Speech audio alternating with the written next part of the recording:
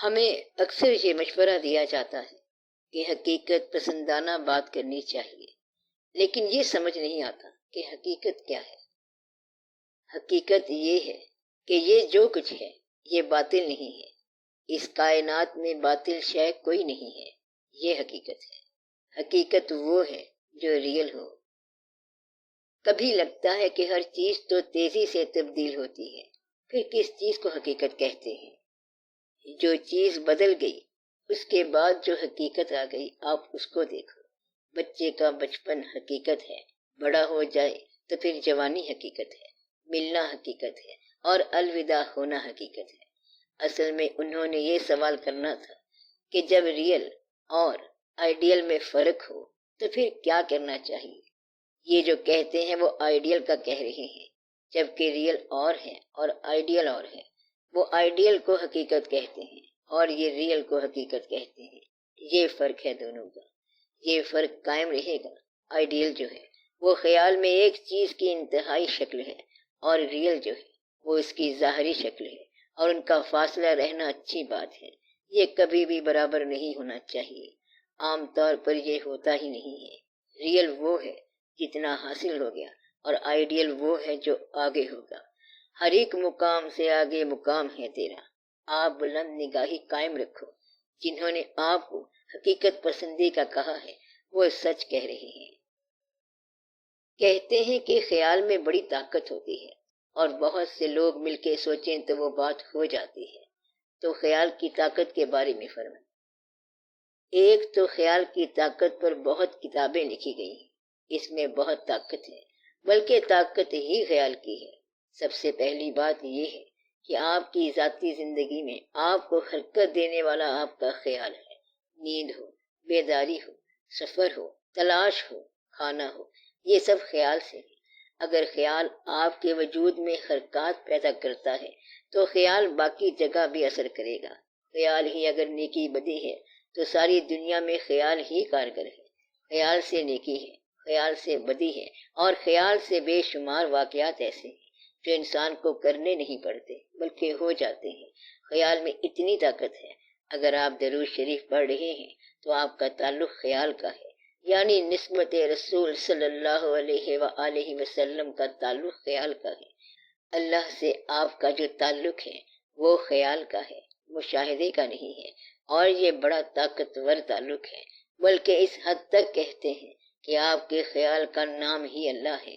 کہنا نہیں چاہیے، لیکن یہ سب آپ کا خیال ہی تو ہے، اور اگر خیال نہ ہو تو آپ کو سمجھ نہیں آتی کہ اللہ کیا ہے۔ تو خیال ہی طاقتور ہے، اور حسن خیال کی انتہا جو ہے وہ اللہ ہے۔ یہ پوری طاقت ہے، ساری کائنات میں خیال نازل فرمانے والا وہی ہے۔ یہ جو کہتے ہیں کہ بچے کا اچھا نام رکھو، تو یہ نام اس کی شخصیت پر اثر انداز ہوتا ہے۔ بچہ وہ نام سن سن کے تاثیر لے لیتا ہے، اس کے لیے ایک قسم کا وظیفہ ہو جاتا ہے۔ جب اس کا نام پکارا جائے تو اس پہ یہ اثر پڑ جاتا ہے جیسے وظیفے کا اثر پڑتا ہے۔ اچھے نام کا اچھا اثر پڑتا ہے۔ جب آپ نام بگاڑ کے کسی کو گنڈا کہتے ہیں تو 4 دن پکارنے کے بعد وہ گنڈا ہو جائے گا۔ اس لیے کہتے ہیں کہ نام بگاڑ کے نہ پکارا کرو۔ بہت سے گنڈوں کے نام الگ الگ رکھ دیے جاتے ہیں۔ پورا نام پکارو تو وہ آدمی اپنے برے ہونے میں بہت احتیاط کرتا ہے اور بچت کرتا ہے۔ اس لیے اچھا نام رکھنا بہتر ہے۔ اچھے نام کی نسبت بہتر ہوتی ہے، اچھے نام کی آواز بہتر ہوتی ہے، اچھے نام کی تاثیر بہتر ہوتی ہے۔ اچھا نام ایک طرح سے وظیفے کا کام دیتا ہے۔ اچھا نام رکھنا چاہیے، نام بگاڑنا نہیں چاہیے۔ لاڈ میں عام طور پر نام بگاڑ دیتے ہیں، یہ بگاڑنا نہیں چاہیے، ورنہ کردار بگڑ جاتا ہے۔ کسی کو برے نام سے پکارو تو تیسرے دن ہی وہ برا ہو جائے گا۔ جب خود ہی اپنے آپ کو کہنا شروع کر دیتے ہیں کہ ہم ناکام ہیں، ہم نے پاس نہیں ہونا، تو آپ فیل ہو جائیں گے۔ جب خود ہی کہتے ہو کہ پاس نہیں ہونا تو کیسے پاس ہوگے؟ اس لیے اچھا خیال رکھنا چاہیے، اچھا نام رکھنا چاہیے، اچھی امید رکھنی چاہیے، اور اچھا سفر کرنا چاہیے۔ یہ جو کہتے ہیں کہ بری صحبت سے دور رہنا چاہیے، مگر جو بری صحبت سے دور ہوتا ہے وہ بھی بعض اوقات اچھا نہیں ہوتا۔ یہ نہیں کہتے کہ صرف بری صحبت سے دور ہونا چاہیے، بلکہ یہ کہتے ہیں کہ اچھی صحبت اختیار کرو۔ صرف بری صحبت چھوڑنے کی بات نہیں ہو رہی، بلکہ بات یہ ہے کہ اچھی صحبت اختیار کرو۔ گناہ کبیرہ اور گناہ صغیرہ میں کیا فرق ہے؟ اس کا آپ کے لیے آسان جواب یہ ہے کہ وہ گناہ جو معاشرہ شکن ہوتے ہیں انہیں کبیرہ کہیں گے، اور وہ گناہ جو آپ کی ذات شکنی کرتے ہیں وہ صغیرہ ہوتے ہیں۔ بس اس میں آپ زیادہ بحث میں نہ پڑیں۔ معاشرہ توڑ جو گناہ ہیں وہ سارے کبیرہ ہیں، ان میں معاشرے کو توڑنے کی گنجائش ہوتی ہے۔ جو گناہ آپ کی ذات کو نقصان پہنچائے وہ صغیرہ گناہ گنے جاتے ہیں۔ آپ جیسے بھی دیکھو گے الٹیمیٹلی اس کا یہی جواب آئے گا، ورنہ تو یہ نام ہے کہ یہ گناہ صغیرہ ہے اور وہ گناہ کبیرہ ہے، بلکہ جھوٹ بولنا بھی گناہ کبیرہ ہے۔ وہ ایک لمبی بات ہے، لیکن آپ دیکھو کہ معاشرے کو نقصان پہنچ رہا ہے تو وہ گناہ کبیرہ ہی ہوگا، اور جہاں آپ کی ذات کو نقصان ہے اور آپ دوسروں کے لیے نقصان دہ نہیں رہے ہو تو پھر آپ کے لیے بچت کی راہ ہو جائے گی۔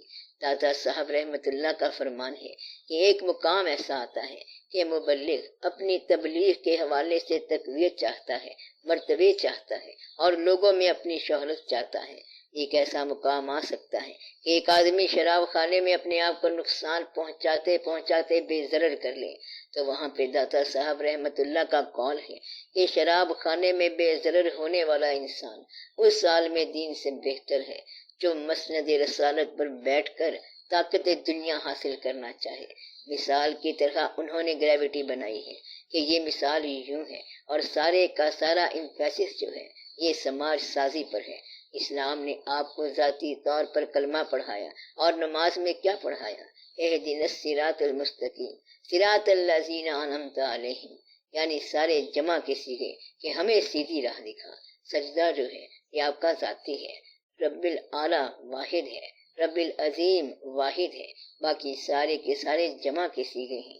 اسلام نے جمع بندی کرائی تھی، اور اس جمع کو توڑنے والے کو سزا دی جاتی ہے تاکہ وہ اجتماع کو نہ توڑے۔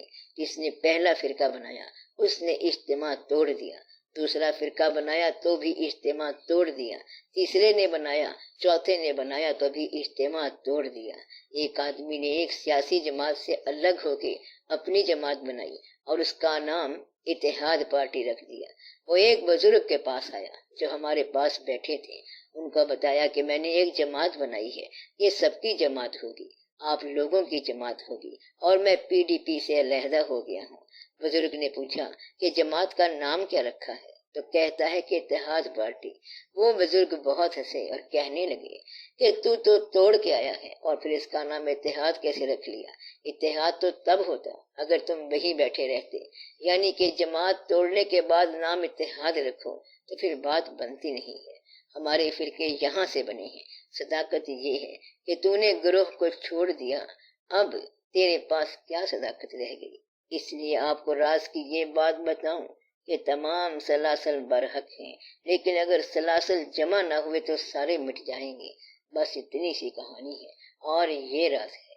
یہ جمع سلاسل کا وقت ہے، اب سارے سلاسل جمع ہو جائیں، فرقے اکٹھے ہو جائیں، اور کمزور بھائی کو اٹھا لو، جس سے کوئی غلطی ہو گئی اسے معاف کر دو، جو غریبی میں رہ گیا بس ماندہ ہو گیا، اگر آپ کے پاس پیسہ ہے تو اس کی مدد کرو، جو گناہ میں ہے اس کو توبہ کی راہ دکھاؤ، بزرگوں کا ادب کرو، چھوٹوں کو ساتھ ملا لو۔ آپ یہ دیکھیں کہ اجتماع کیسے ٹوٹا ہے۔ اجتماع نہیں ٹوٹنا چاہیے، اب آپ کا اجتماع ٹوٹ گیا ہے۔ آپ نے فرمایا تھا کہ لوگ ریاکاری کی نیکی بھی کرتے ہیں۔ آپ نیکی کریں تو ریاکاری کی نہ کریں۔ میں آپ سے بات کر رہا ہوں، نیکی دو قسم کی ہوتی ہے، ایک ریاکاری کی اور ایک اصل کی۔ میں اصل نیکی کی بات کر رہا ہوں۔ ریاکاری کی مسجد گرا دو۔ اگر آپ کو یقین ہو کہ یہ ریاکاری کی ہے، ہم یہ کہہ رہے ہیں کہ جو شخص اصل میں نیکی کر رہا ہے اس کی نیکی کا کوئی ایسا حصہ جو اس کے بعد ٹھہر جاتا ہے وہ اس کے نامہ اعمال میں اضافہ کرتا ہے، اور جو ریاکاری کی نیکی ہے وہ تو ریاکاری ہی کی نیکی ہے اور وہ ریاکاری گنی جائے گی۔ لیکن جو انسان جائز نیک ہے اس کا مقام ذہن میں ضرور رکھو، اور آپ ریاکاری کی نیکی نہ کرنا۔ دوسروں کو ریاکار سمجھنے سے پہلے اپنی طرف دیکھ لو کہ کوئی کمی بیشی تو نہیں رہ گئی۔ آسان نسخہ یہ ہے کہ اگر نیکی تلاش کرنی ہو تو دوسروں میں دیکھو، دوسروں کی خوبیاں دیکھو، اور اگر خامی کی تلاش ہو تو وہ اپنے آپ میں دیکھ لو کہ شاید وہ اپنے گھر میں پڑی ہو۔ خامی تلاش کرنے کے لیے قریب کا سفر ہے، اور نیکی کے لیے دور جاؤ اور باہر جا کے تلاش کرو، وہ دوسروں میں نظر آئے گی۔